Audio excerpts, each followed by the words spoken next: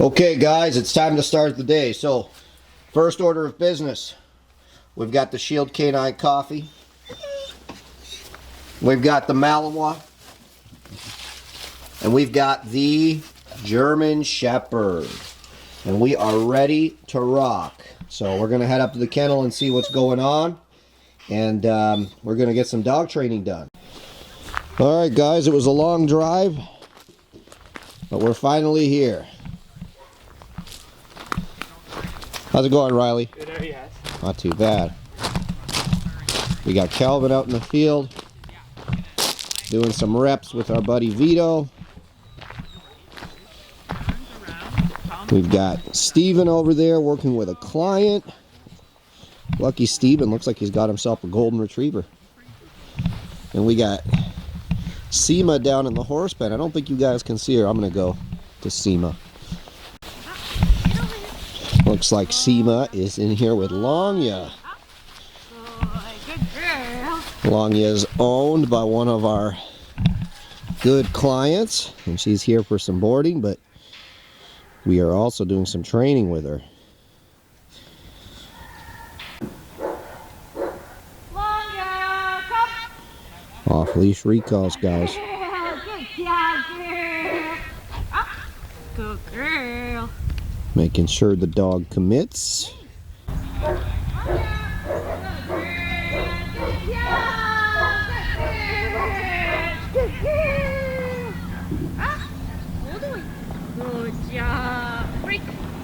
One of our protection dogs in training is coming up for some work. This is Arrow, Malinois we imported from the Czech Republic and sold to a client, and he's here for some training and also to help with the growth and development of my bushes, as you can see.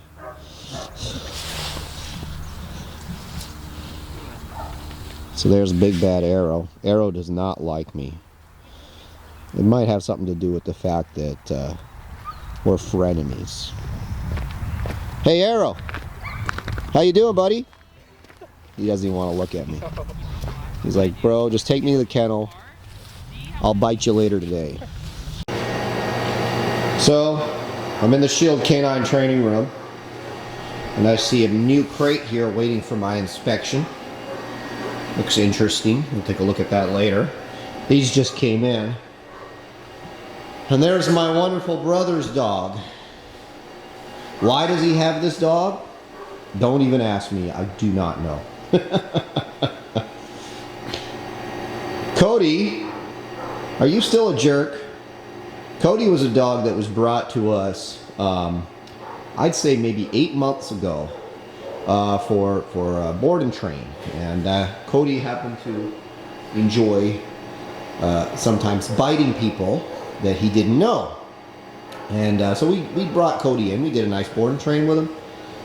And he really turned it around. You know, he's just your typical insecure Great Dane. I mean, I think insecurity is almost like a breed qualification there. Like I haven't really seen a Great Dane that wasn't insecure. Well, I lie. I did meet one once. It's so notable that I remember him, even though it was like 3 years ago. So, anyways, Cody was here for board and train. Everything went well because Great Danes are actually really easy to train. It so turns out.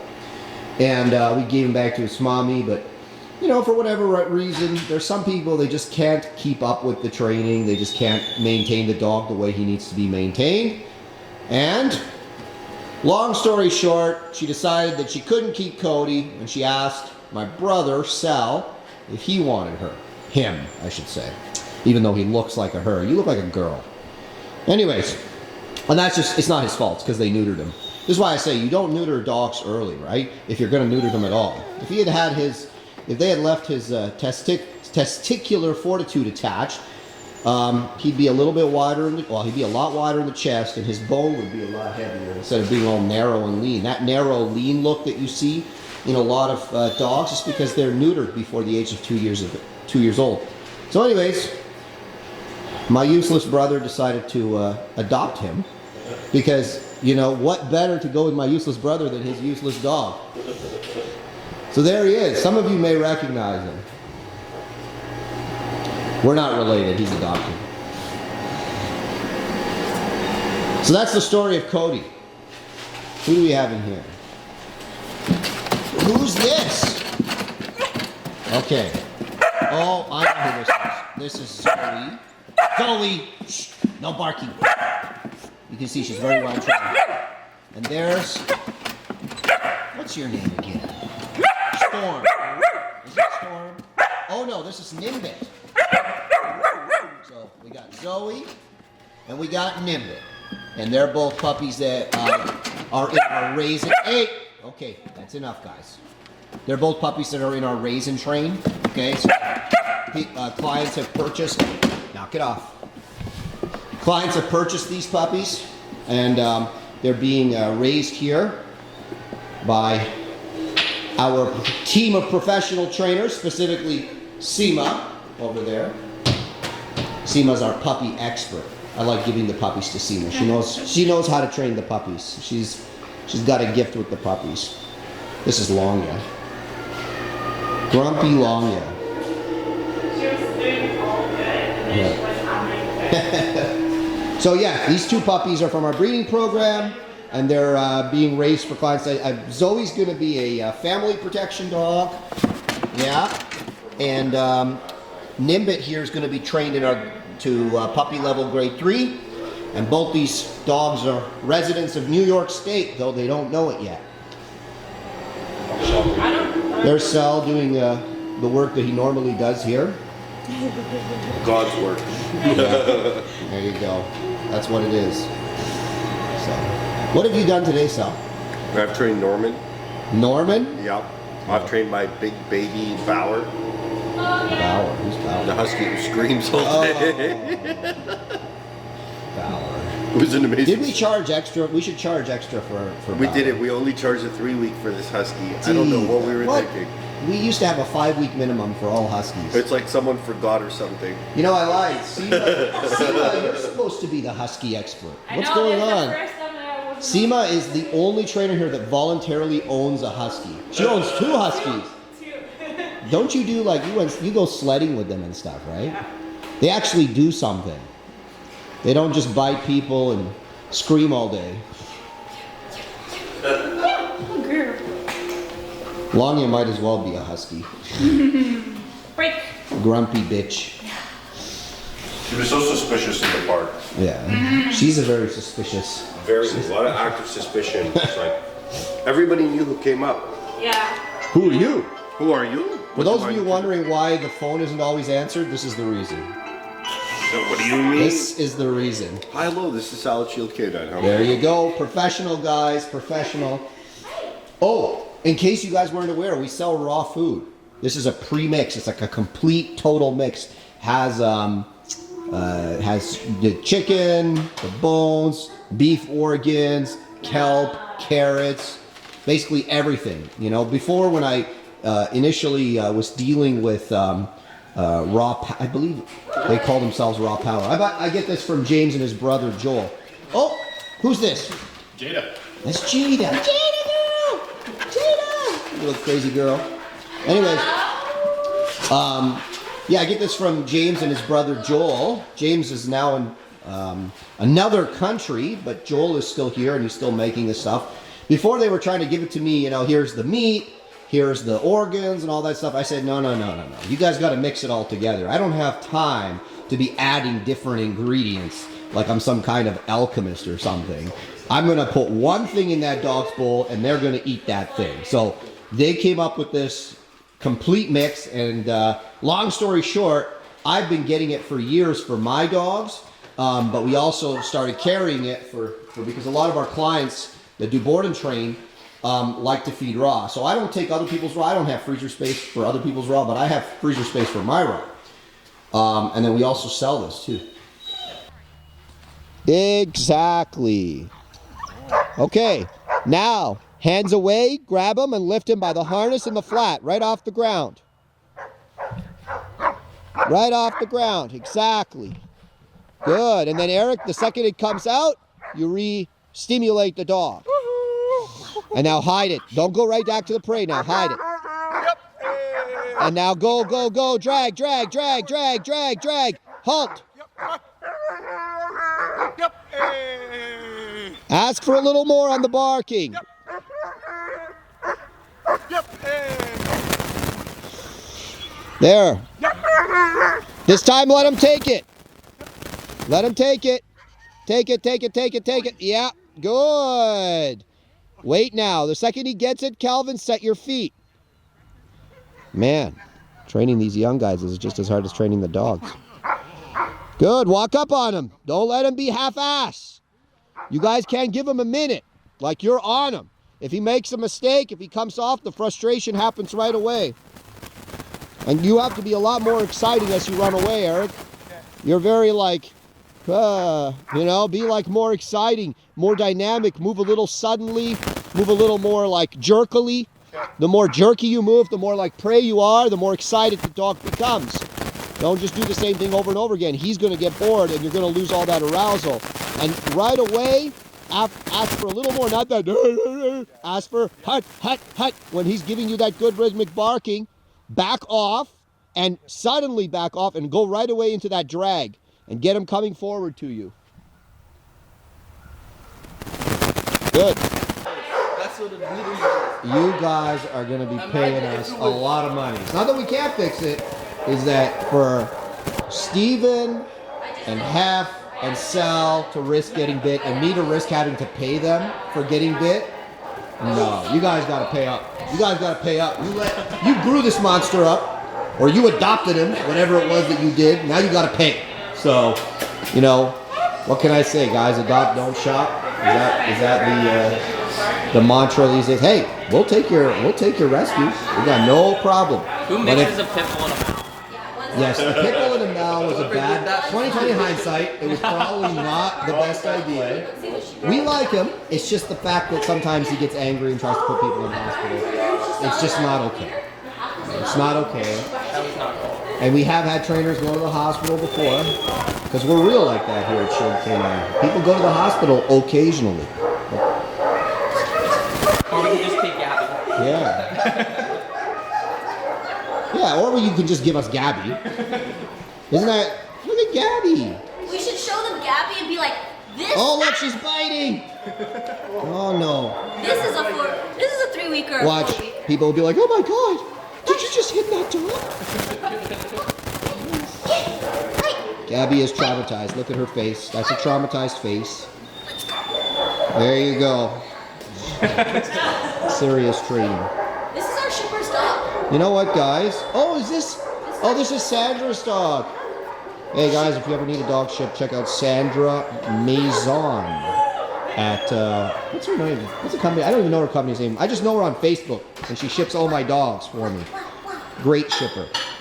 Anyways, yeah, oh, Gabby tried to bite you again. That was almost a trip to the hospital. Very cute, very cute. Is it true? Is it true? Is it true?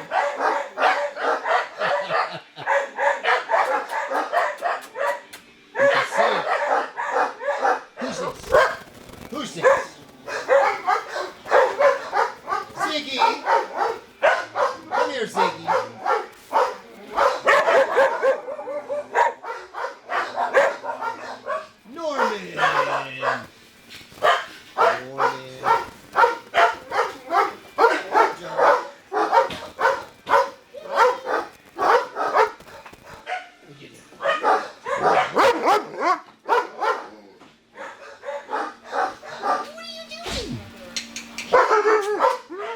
Oh, Rex.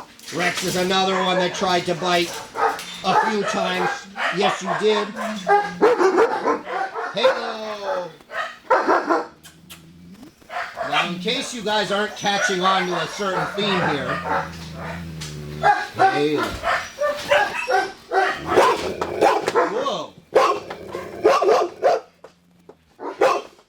Halo. Oh, I don't train him, so he doesn't like me. Lindsay, what's going on? Lindsay's the kennel manager. she gets shit done. Literally. Literally. And more.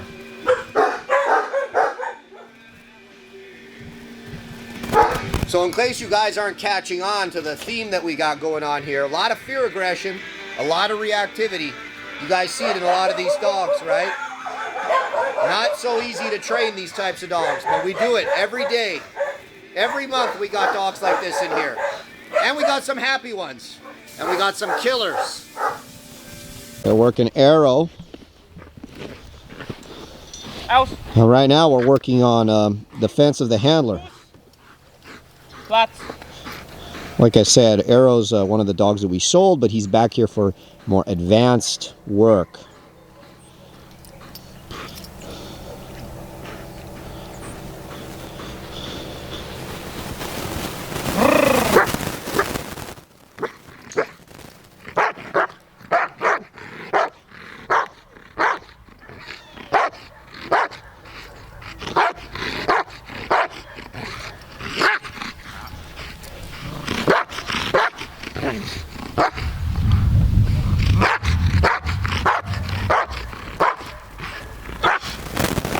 Nice.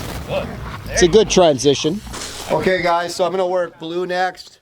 Blue's one of those dogs where he's got lots of drive, but maybe not the best nerves. So, you know, he was sent here from Chicago. We have a video on our YouTube channel already up about Blue. He was one of those dogs, he looked good in the first look, but then when we start kind of getting into him in the training, we see he has a lot of like little nerve issues here and there. We only have 2 months with the dog. So the protection work that we're doing, I'm trying to basically put together a foundation for this dog that can be built on in the future and within his ability. So he's got really good drive, but he has some insecurities, and he also has some pretty bad stick issues. Not based, like, we just noticed it right off the hop, and I think I mentioned it in my earlier videos, but anything like this, or you poke him or something like that, it causes Blue a little bit of a problem. So, you know, we're working on what, within the time frame that we have to desensitize him, and to be honest, based on the issues that I'm seeing, that they will be there to some degree for quite a while, and it'll take a lot of really specialty work to get it out of them. But there's enough there that I think we can put something together within the 2 months that we have to give the client something that he can really work with, aside from, of course, the obedience that we're putting on the dog, that he's really going to like. All right, stop the video.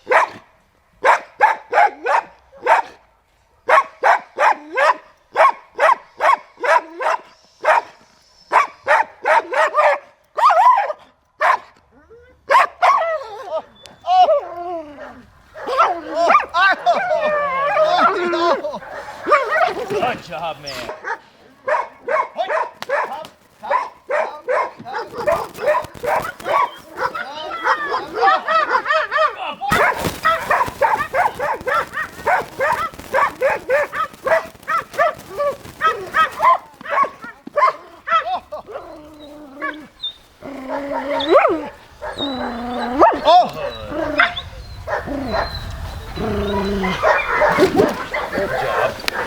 Run him around a little bit, cradle him.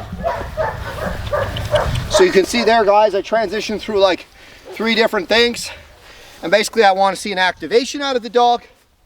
I want to see forward movement, right? Sometimes he gets a little bit in his head on the barking, especially when I'm not giving him an obvious piece of equipment. You saw me start to use the fake arm a little bit there. And it just gives the dog a different look, right? It feels different, it doesn't smell like equipment, it doesn't look like equipment, and when they bite it, it doesn't feel like equipment. But it starts to give the dog a bit of a different look. For those of you wondering how we get them to a place where they'll actually bite for real, right? And then I'll transition back to regular equipment. You notice on the last grip, he got a little bit in his head, okay? And then you see it manifest in the grip. A lot of people think grips are exclusively built in a box or whatever. Listen, with a dog like this, you can do all the gripping in the box that you like, and we spent some time in there. But when you get in, when he gets in his head about something, you'll see all that work kind of go out the window. So I'm working more on the emotion. With my protection program, I focus more on the intent of the dog. I don't focus so much on the mechanical abilities, because I really am a big believer that mechanical abilities become significantly more improved when you are keeping the dog in the emotional state of mind that he should be in. So dogs that bite really well, they're generally in a really good state of mind. It's not just a mechanical skill that they've learned. So that's how I approach protection, intent-based protection. That's what I call what I do. And even for dogs like Blue that have some nerve issues, you can still get something very productive. For those of you wondering why I let go of it, Blue is not a guy that I need to hang on to it. For him, he doesn't struggle with the realism. If anything, for him, everything is too real. And we actually have to build his confidence by doing equipment slips. I don't like equipment slips for a lot of dogs, especially dogs that are more relaxed, more confident, having too much fun. For Blue, he's not having so much fun. It's more for him a very real thing. So the equipment slips, I think, give him a moment to build himself mentally, to kind of recover instead of just putting pressure. That's where he can relieve his pressure on the grip to the equipment. One more bite on the suit.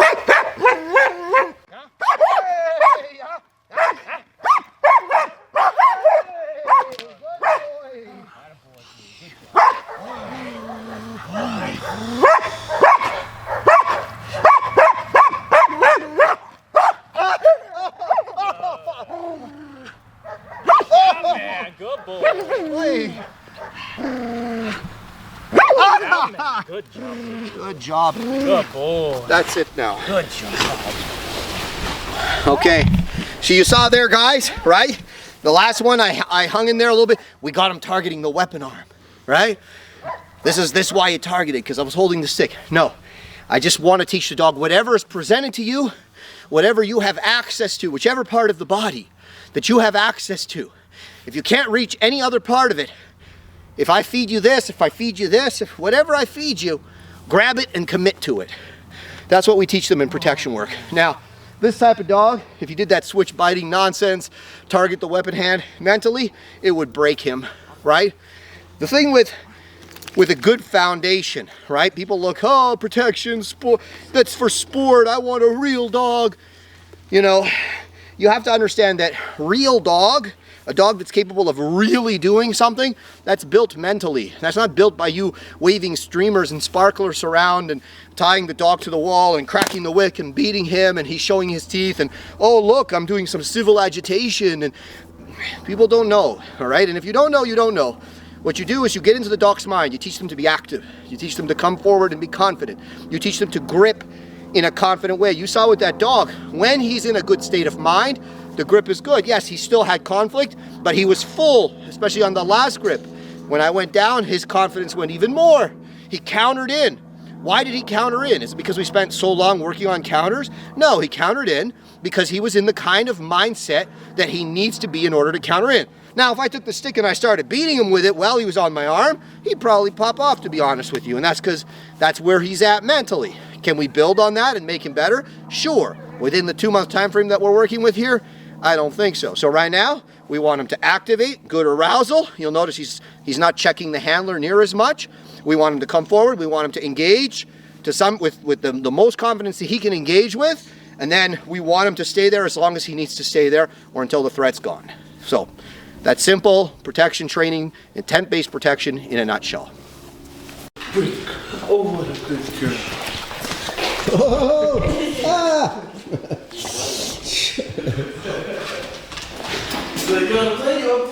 How's your arm doing, Robert? Oh, peace. Doesn't look that bad on the camera. People can't see the honking bruise. No, it's not. It's all good. You've been chopped up all week. Past few weeks. All right, guys. Here's Ziggy, the sketchy border collie. How many live bites? I think he's got like 4 or 5 live bites. Usually for people doing exactly what you're doing right now. So Yeah. Would you go figure? He's up on the. Oh, he doesn't like what you guys should have seen how Ziggy came in. Owner couldn't even get a lead on him because when he gets scared and stressed, he becomes aggressive. And he's bitten a number of people both in the house and out of the house. What's wrong? You don't want this? Reactive dog, bites, cars, people jogging by a little too fast. Pressure, he's real bad with any kind of pressure. People don't, that's his muzzle. I know it's too big. People The other one was better. people don't realize how essential it is for a dog to be able to handle pressure. If the dog can't handle pressure, I mean, that means you can't put stuff on him. That means you can't hold him at the vet. You can't cut his nails because he's learned that the solution to pressure is to just bite you. So this is where we build some trust and some respect. Muzzle. We got a little before video of what's his name, Ziggy, Good boy. and we have to use a catch pole to get him in here. Muzzle. You can see there, he doesn't want the muzzle, right? And he knows, because in the past they've used the muzzle, right? For things where he knows he can't bite with the muzzle on. So he's not interested in allowing the muzzle to be put on. And that's just part of, hey dude, you gotta accept this. Good boy. It's not an option. This is the dog that you have. Just this is the kind of thing you want in your house, you know? Happy girl. This is one of our favorite clients. What's her name? Luna. Luna. My favorite Everybody girl. likes Luna. Everybody. Very happy-go-lucky little bully.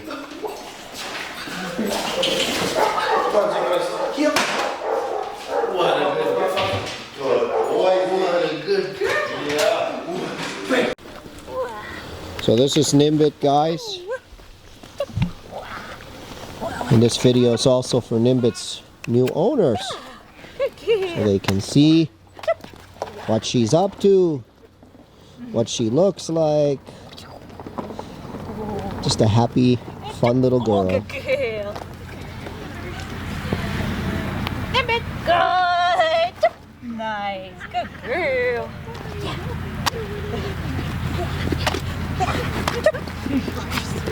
First week of training.